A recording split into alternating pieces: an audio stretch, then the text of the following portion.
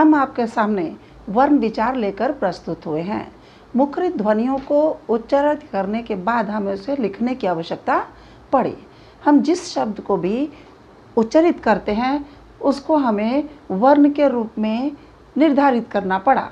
जैसे हम चिन्ह देख रहे हैं पेड़, पेड़ की ध्वनि पेड़, प ए ड़ अ। दूसरे चित्र है कप, क अ प अ। अब ये ध्वनि अर्थ का है, जो मुख से जो ध्वनियाँ हमने उच्चारित की उन्हें कुछ निश्चित चिन्ह दिए गए हैं। जब हमने इनके नाम उच्चारित किए तो सिर्फ पेड़ या कप नहीं कहा, इनमें कुछ और ध्वनियाँ भी साथ में थी। वर्ण के और खंड नहीं किए जा सकते, अर्थात प, यहाँ पे प है, साथ में एक ही मात्रा है, तो प क्या है, एक वर्ण है। प के और टुकड़े नहीं हो सकते, यानी ध्वनियों के खंड नहीं किए जा सकते। वर्ण के और खंड नहीं किए जा सकते। वर्ण ध्वनियों का लिखित रूप है। जिसे हम बोलते हैं उसको लिख कर बताने के लिए हमें वर्ण या अक्षर की आवश्यकता पड़ती है। वर्ण ध्वनि का लिखित रूप है। वर्णों के मेल से ही शब्द बनते हैं। वर्ण का मेल हुआ है, इनका मेल हुआ है तो एक शब्द बना। यहाँ वर्णों का मेल हुआ तो एक शब्द वो भी सार्थक शब्द बनते हैं। प्रत्येक भाषा में वर्णों की रूप, संख्या, उच्चारण अलग अलग होते हैं। वर्णमाला किसी भी भाषा के सभी वर्णों के क्रमबद्ध व्यवस्थित समूह को वर्णमाला कहते हैं। अर्थात वर्णों को जब हम अ आ ई लिखते हैं तो वो प्रॉपर अरेंज रहती है और सीरियली लिखी रहती है। ये नहीं कि कहीं से भी कोई वर्ण उठा के उसमें लिख दिया और हम ये कह दें कि हमें वर्णमाला पता है। इसलिए क्रमबद्ध और व्यवस्थित समूह को वर्णमाला कहते हैं। हिंदी वर्णमाला में दो तरह के वर्ण होते हैं, स्वर और व्यंजन। स्वर, इन वर्णों के उच्चारण में हवा बिना रुके मुख से बाहर निकलती है, अर्थात बिना रुकावट के हवा निकलती है। मुंह के किसी भी भाग में जिह्वा या जीभ स्पर्श नहीं करती, इसलिए इसे स्वर कहते हैं। उदाहरण में आ ई आई, आ ई ये स्वतंत्र ध्वनि है। इसको लिखने के लिए किसी व्यंजन की आवश्यकता नहीं पड़ी है। स्वर से वर्ण लेके शब्द लिख दिए गए हैं। दूसरा है उदाहरण पानी लाओ। दूसरा उदाहरण पानी लाओ में व्यंजन वर्ण को लिखा है और स्वर की मात्रा का प्रयोग किया है। अर्थात व्यंजन लिखने के लिए हमें स्वरों की आवश्यकता होती है। स्वर यानी उनके जो निर्धारित चिन्ह दिए गए हैं उनको लगाकर हम मात्रा लगाकर शब्द बनाते हैं। और उनकी मात्राएं इस प्रकार हैं। आ ई, यहाँ पर सारे स्वर वर्ण दिए गए हैं, नीचे उनकी मात्राएं दी गई हैं। किंतु एक विशेष बात याद रखिए, अ की कोई मात्रा नहीं होती। अ की कोई मात्रा नहीं होती। ध्वनियों को रूप देने के लिए वर्णों की आवश्यकता होती है। वर्ण लिखने के लिए हमें स्वर और व्यंजन की आवश्यकता होती है। स्वर लिखने के लिए हमें स्वतंत्र, उनके लिए कोई व्यंजन ले तब हम लिख सकते हैं, नहीं तो स्वर खुद स्वतंत्र हैं। वो उनके साथ जैसे आई और आइए, ये इनके स्वतंत्र शब्द बने हुए हैं। और पानी लाओ में प व्यंजन है, आ की मात्रा स्वर है। इस तरह शब्दों का वर्णमाला का रूप पूरा होता है। अ को मिलाकर ही व्यंजन बोले जाते हैं और लिखे जाते हैं। बिना अ मात्रा के व्यंजन वर्णों को हलंत चिन्हों के साथ दिखाया जाता है। यदि हम कोई ऐसा वर्ण लिखें जिसमें अ की मात्रा अलग की जाए तो उसमें हम अ की मात्रा के स्थान पे हम हलंत लगाते हैं और अ को अलग करते हैं। अ के बिना अ अलग करके, यानी ये हमने जो लिखा है क के साथ अ जोड़ा है, क जोड़ अ, ये हमने क्यों किया, इसका खंड तो नहीं होते हमें पता है, लेकिन ऐसे लिख के हम ये बताते हैं कि हमने अ को अलग कर दिया है। और यदि हम लिखते हैं क, तो इसका मतलब इसके नीचे हलंत नहीं है, इसके अंदर अ मिला हुआ है। क में हलंत है और अ लिखा हुआ है, तो ये अ के बिना है, स्वर रहित है।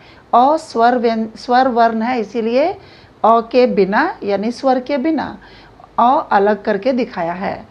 और ये क मीन्स क के साथ अ लगा हुआ है, ये स्वर सहित है। स्वर रहित और स्वर सहित ध्यान दीजिए, स्वर सहित यानी अ के साथ, और स्वर रहित यानी क के नीचे हलंत और अ, इसे हम वर्ण विच्छेद में प्रयोग में लाते हैं। री की मात्रा, हिंदी में री को भी स्वर माना गया है क्योंकि इसका अपना चिन्ह है, मात्रा है। तो ये वर्ण के नीचे लगती है, कृषि, गृह, कृपा। ध्यान रखना, जब भी हम वर्ण विच्छेद करते हैं तो री को हम इस तरह लिखते हैं। वर्ण विच्छेद में री को हम इस तरह लिखते हैं। आयोगवाह हमने देखा है, तो आयोगवाह में हमने दो चिन्ह रखे हैं, एक अनुस्वार का है और दूसरा विसर्ग का। अनुस्वार वर्ण के शिरोरेखा के ऊपर लगते हैं तथा विसर्ग वर्ण के पीछे दो बिंदियों के रूप में लगते हैं। इन्हें विसर्ग कहते हैं, या दोनों को मिला के हम आयोगवाह कहते हैं। क्योंकि ये स्वर वर्णों के साथ जाते हैं, इनका उच्चारण व्यंजन वर्णों के समान होता है, इसीलिए इन्हें अलग रखा जाता है, ये स्वर के साथ नहीं है। प्रत्येक वर्ग का पांचवा वर्ण अनुस्वार के रूप में प्रयुक्त होता है। प्रत्येक वर्ण का पांचवा वर्ण यानी देखिए, अंग, क वर्ग का पांचवा वर्ण अंग, च वर्ग का पांचवा वर्ण इय, ट वर्ग का पांचवा वर्ण न, त वर्ग का पांचवा वर्ण न और प वर्ग का पांचवा वर्ण म होता है।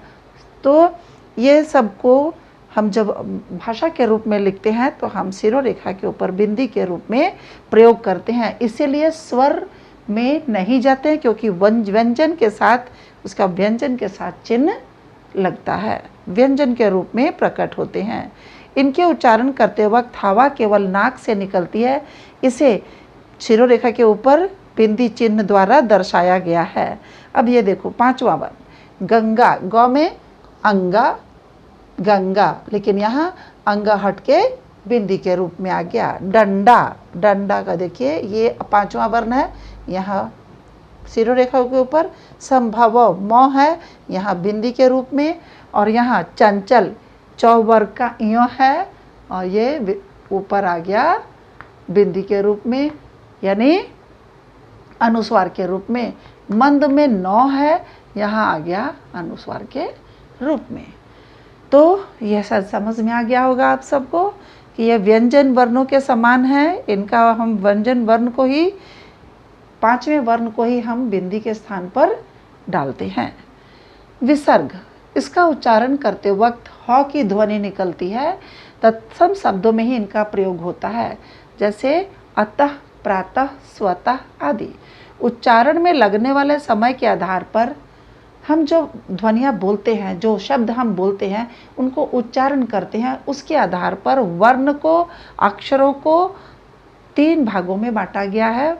स्वर है पहले, हर्स्व, दीर्घ और प्लुत। हर्स्व, हर्स्व चार हैं, अ, इ, उ, री। जिन स्वरों के उच्चारण में बहुत कम समय लगता है, जिन स्वरों के उच्चारण में बहुत कम समय लगता है, उन्हें हर्ष या मूल स्वर कहते हैं। ये गिनती में चार हैं।